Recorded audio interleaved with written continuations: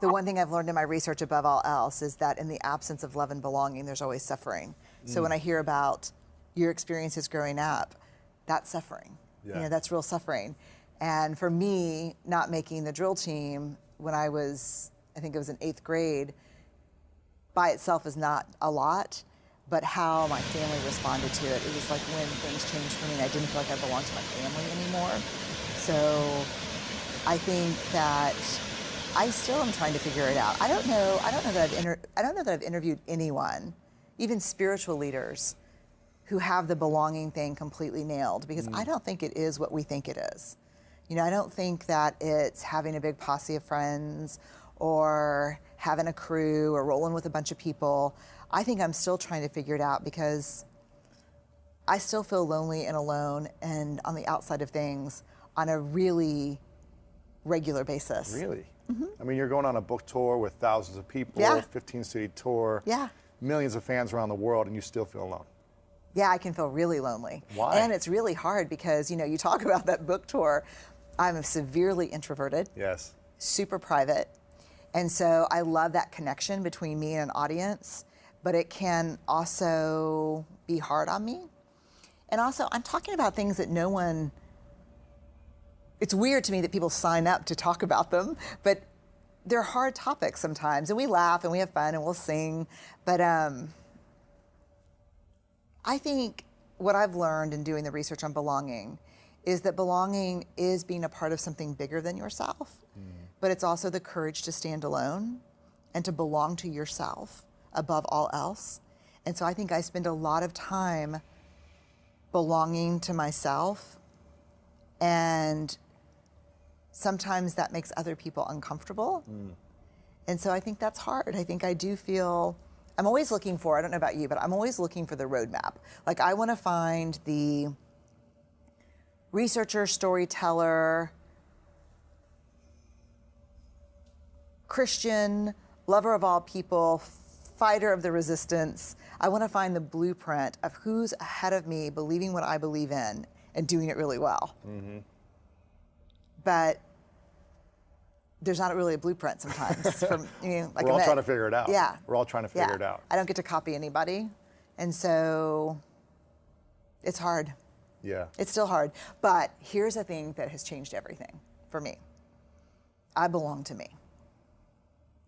So even when I feel alone and I wonder like who's my crew and who are my people, I belong to me for sure, for the first time in my life maybe. Yeah, and I think we lose ourselves sometimes by trying to belong in groups that we don't fit in. Yeah.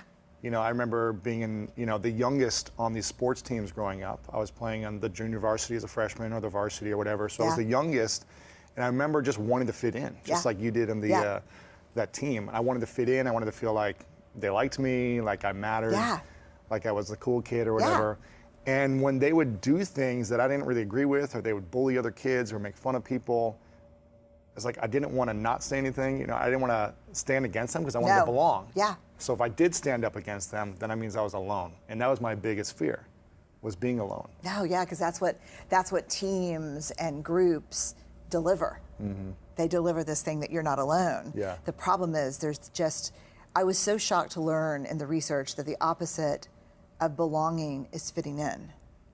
Because fitting in is assessing a group of people and thinking, who do I need to be? What do I need to say? What do I need to wear? How do I need to act? And changing who you are. And true belonging never asks us to change who we are.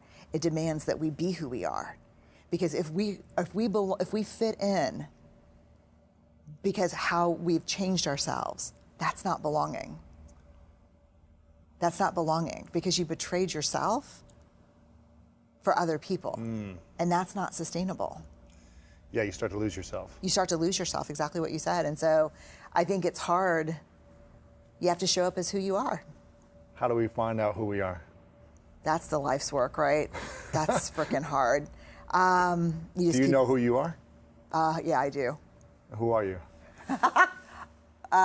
In what way? If someone just said, who are you, Berne, what would you say? Brene Brown. Mom, partner, researcher, storyteller, Texan. I don't know, I'd ask them how much time they have. Because, you know, the thing is that we want to, when we ask people who they are and we want to know, we like those really easy files to put them in. Of course. But I'm a complicated person. Are you? Yeah, and so I think I know who I am. What makes you complicated? I don't know if I'm complicated, but I'm complex. You're interesting.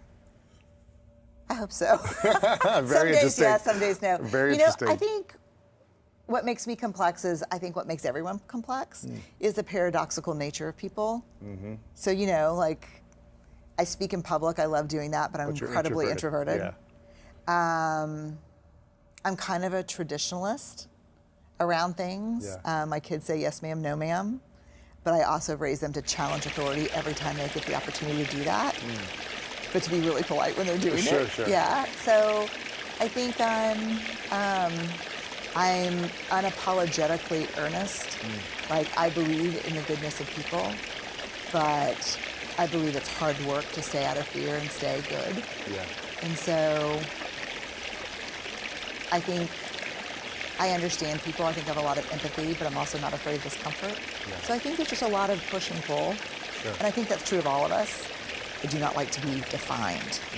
I think that's. Do you? I was going to say, I feel like my entire life, I didn't want to be defined as well. They were like, you're going to be this jock in college, Right. you're going to be like this alcoholic, you're going to be in the flats. Yeah. All my siblings said this to me. And I was like, no, I'm not. I made a bet with each one of my siblings, $100 each, that I wouldn't have one sip of alcohol in college. Because I was like, I want to go against everything you think I'm going to be. Yeah.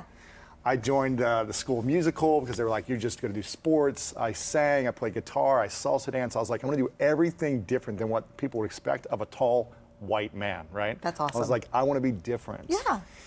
And I think in that process, I was like trying to discover who I really was, what I liked, my Yeah. dreams, what was fun for me. Yeah. As opposed to just trying to fit the box and the mold of everyone Right. else. Because you can lose yourself in that fitting in, I think. You can lose yourself in the fitting in, and you can lose yourself in the rebuttal to the fitting in. It's true. Trying to go against it all too, yeah. Yeah, it's really hard. I mean, it's this thing that, it's a quote that is, Braving the Wilderness is all about this, starts with this quote from Maya Angelou, that we're never free until we belong nowhere, we belong everywhere, which is nowhere, which is no place at all, which I thought was a terrible quote for many years. And I was like, why are you saying that, Dr. Angelou? You're pissing me off. Yeah. But then I realized, really, and she says, the cost is high, but the reward is great. And I think that's the thing, that I feel like I belong everywhere I go, no matter where it is or who I'm with, as long as I never betray myself. And the minute I become who you want me to be in order to fit in and make sure people like me, is the moment I no longer belong anywhere. And that is hard. Yeah. I mean, that's a hard practice. That's an everyday practice. Wow. Yeah, because I can be whoever you want me to be, like that. You're like a chameleon, you said. Oh, I can be totally like a chameleon. Like, sometimes it's really funny because, like, because I travel so much, I have all these miles, I always sit in business class, and I'm normally the only woman in business class. Every now and then there's one other maybe, which is a conversation we should be having too. Sure. But it doesn't matter what dude sits next to me. Like, I can talk about whatever that person, like, and it's so funny because we'll talk about sports usually first, or football, or we'll talk about politics, and he'll say, what do you do? And I'll say, I study vulnerability and shame. Oh, well, I'm gonna play some Angry Birds, and right that moment, like, I could just, and it's not that I know everything about everything, it's just. So you're saying most men don't want to chime in and learn more about that? No, that's usually, if I want to go to sleep, I'm like, I'm a shame researcher. What do you do? And you're like, okay. Right. But I think I can be anything. Like, Yeah, you're adaptable. I'm adaptable, and Yeah. adaptable is great because anyone that comes to my home or here to work, I can make you feel comfortable. Of course. But then if I get so adaptable that my goal, my intention of adapting is to make sure you like me, then that's when I betray myself. Yeah. What would you say is the time in your life you've been the most alone?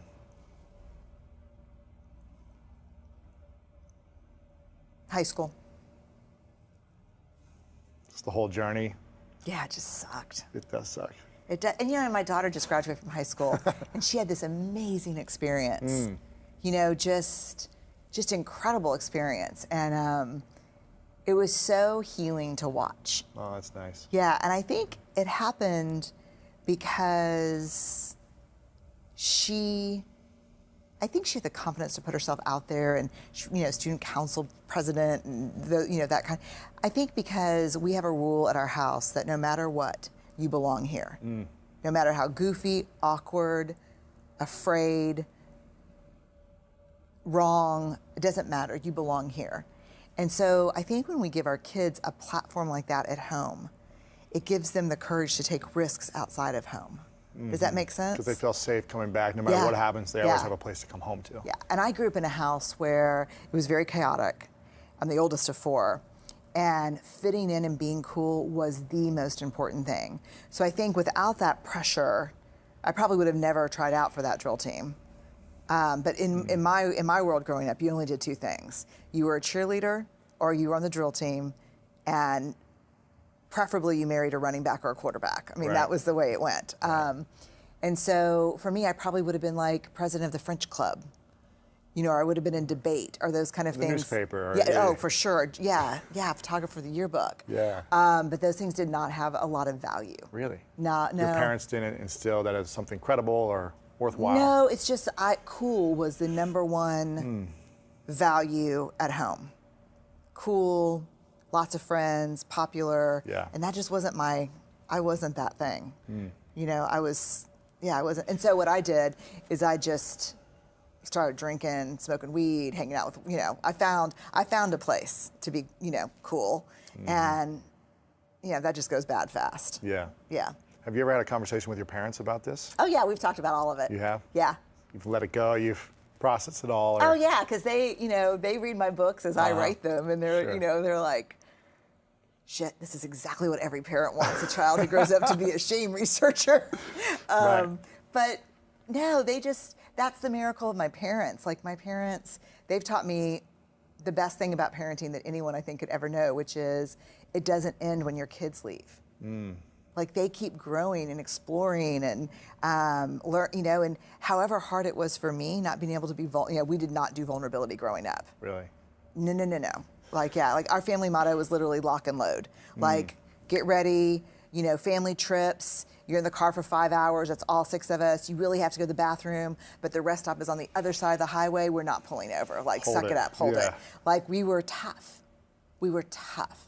Like we'd fall down and get hurt. My dad would say like, I got bigger scratches than that on my eyeball. Like we were tough.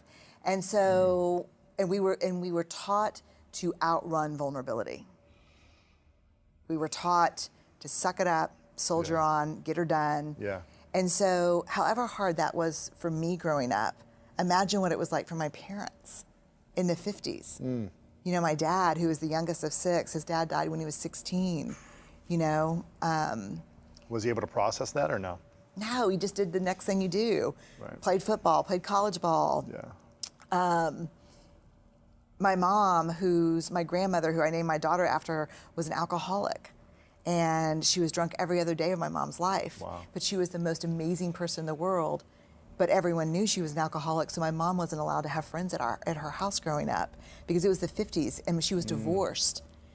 And so my mom became the head of the drill team and the valedictorian. And so however hard it was for me growing up, having to try to outrun vulnerability, it was a million times harder on my parents.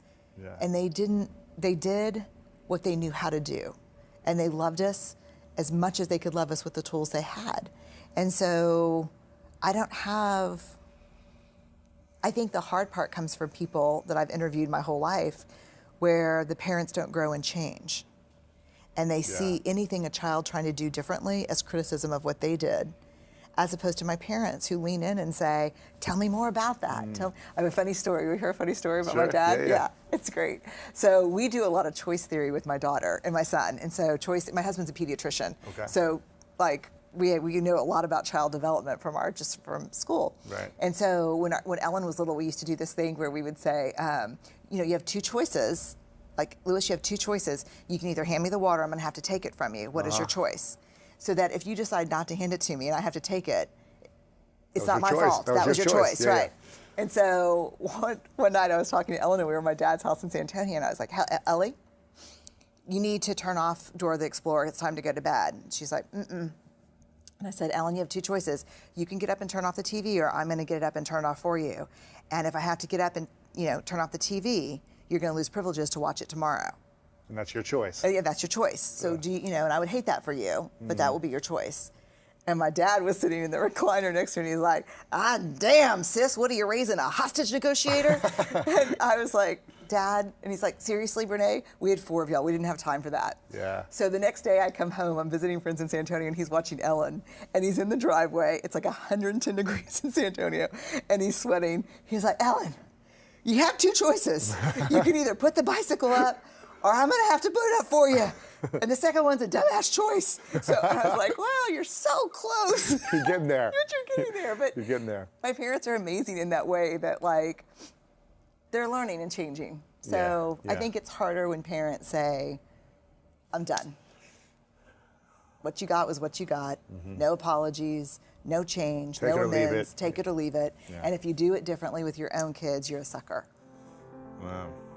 And I think we see that a lot. Yeah, we do. If you're looking for more greatness in your life, make sure to check out this video right here. And also check out our free PDF, The 3 Secrets to Unlock the Power of Your Mind to help you change your life. Download it right here. But if it goes through the lens of who I am as this past story, this limitation, this person that tried to achieve it and failed,